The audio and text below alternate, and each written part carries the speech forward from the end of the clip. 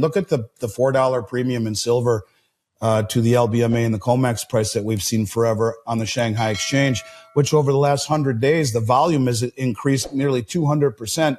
And the combined volume of the Shanghai Metals and Futures Exchange now supersedes the COMEX, making it the number 2 most transacted platform on the planet behind the LBMA. We're beginning to see that these exchanges are getting more and more legitimate. And at some point, the Western system will be viewed for what it is, a Ponzi scheme. You can only manipulate a market or push a market in the direction that it is going for an extended period of time by pushing in the direction it's going. You can't hold back global demand, and especially global demand that is being orchestrated by the central banks, not in concert perhaps with the Fed. So times are different. As the Shanghai Metals and Futures Exchange experiences an unprecedented 200% surge in volume over the last 100 days, now surpassing the COMEX, Andy Schectman issues a stark warning about the direction the U.S. government is taking. With global confidence in the dollar rapidly eroding and nations increasingly turning to gold, Schectman suggests we may be on the brink of a massive financial reset. He questions whether this reset will come through a peaceful revaluation of gold or a more chaotic global dumping of dollars and treasuries, an event that could trigger hyperinflation, soaring interest rates, and widespread economic disruption. The signs are pointing to a future where the dollar's dominance is at serious risk. Is this the path we're heading down?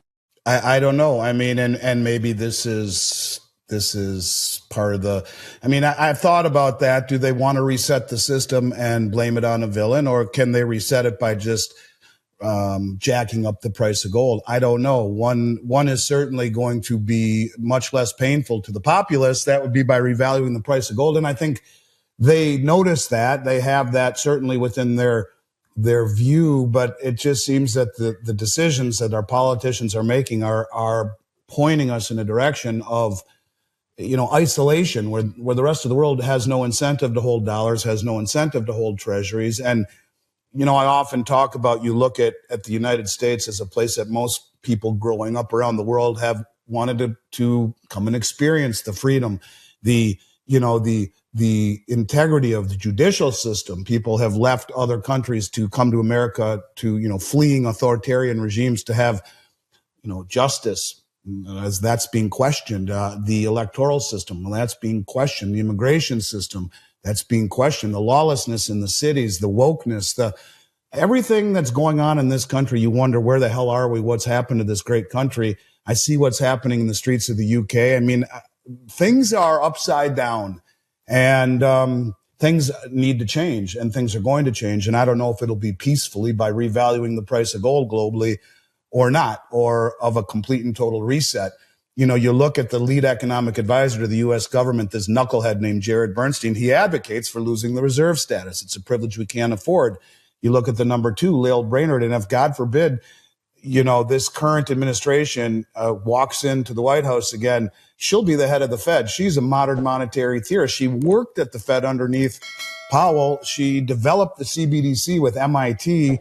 The Boston Fed, she ran Point for Fed Now, which came out 8 months ago, which is a instant settlement system backed by the Fed, like Venmo or Zelle. And, who knows? She would like to see a reset. She would like to issue a CBDC. Maybe they can do it peacefully. I don't know. But to your point about the West not settling anymore, look at the $4 premium in silver to the LBMA and the COMEX price that we've seen forever on the Shanghai exchange, which over the last 100 days, the volume has increased nearly 200%. And the combined volume of the Shanghai Metals and Futures Exchange now supersedes the COMEX, making it the number 2 most transacted platform on the planet behind the LBMA. We're beginning to see that these exchanges are getting more and more legitimate. And at some point, the Western system will be viewed for what it is, a Ponzi scheme. You can only manipulate a market or push a market in the direction that it is going for an extended period of time by pushing in the direction it's going. You can't hold back global demand, and especially global demand that is being orchestrated by the central banks, not in concert perhaps with the Fed. So times are different. But these countries now, which back when I started doing this, were many of them third world, are now sophisticated, coordinated, wealthy, and motivated. And they understand they don't need to drop bombs in the United States or in the UK to win. They just need to stand for delivery and buy all of the world's commodities. I saw a report that came out of the UK where the UK said, hey, listen, we're kind of screwed. All of our natural resources, we're reliant on other countries like the BRICS nations. And that's true. And if you look at what's happening right now in the United States, we're selling our treasuries largely to the UK. One broke nation selling their debt to another broke nation, taking the proceeds that we sell our treasuries to you folks for to pay the interest on the debt that's already outstanding and take what little is left extra to buy commodities across the globe from the BRICS nations who take those dollars and buy gold, which keeps going higher, and gold, which will be the backing of a new system. So they're not buying treasuries, they're not stockpiling dollars. This little by little by little by little, then all at once, it's going to happen. It's logarithmic decay. I don't know what triggers it, but I think it's never been more clear to me that this is a path we are heading on. And is it peaceful through gold revaluation and dollar devaluation, or is it chaotic with an all-out dumping globally of dollars and treasuries, something called Operation Sandman, where they all agree to dump dollars and treasuries at a certain point and blow up the entire system, the byproduct of which would be interest rates spiking to compensate for that hyperinflation, as everyone who's stockpiled dollars for 50 years dumps dollars and they come home. I don't know, but I do know that if you are not a contrarian, you're damn well destined to be a victim. And if you keep all your money in dollars, you're going to go broke. That I do believe. I don't know when, but I think the logic is pretty easy to follow if indeed you pay attention. 10 years ago, an ounce of gold was valued at 140,000 yen. Today, it's a staggering 345,635 yen. Andy Schectman argues that this isn't just gold becoming more valuable. It's the collapse of the currency measuring it. As Western currencies lose global demand, Schectman warns of a massive devaluation and a skyrocketing gold price, potentially spelling disaster for those who don't diversify their assets. With inflation far higher than reported, the real danger lies in keeping your wealth in a currency on the brink of collapse. Could this be the end of the dollar as we know it? 10 years ago, an ounce of gold was 14,000 yen. And today, it's 140,000 yen 10 years ago. Today, it's 345,635 yen per ounce of gold. So did gold get really expensive, or did the currency that it's valued in get clobbered? And that's exactly what will happen to the Western currencies as they lose demand globally and are devalued. So the price of gold will go much higher, but it's not that gold went way higher, is it? Or is it the fact that the currency that is measuring it just got clobbered?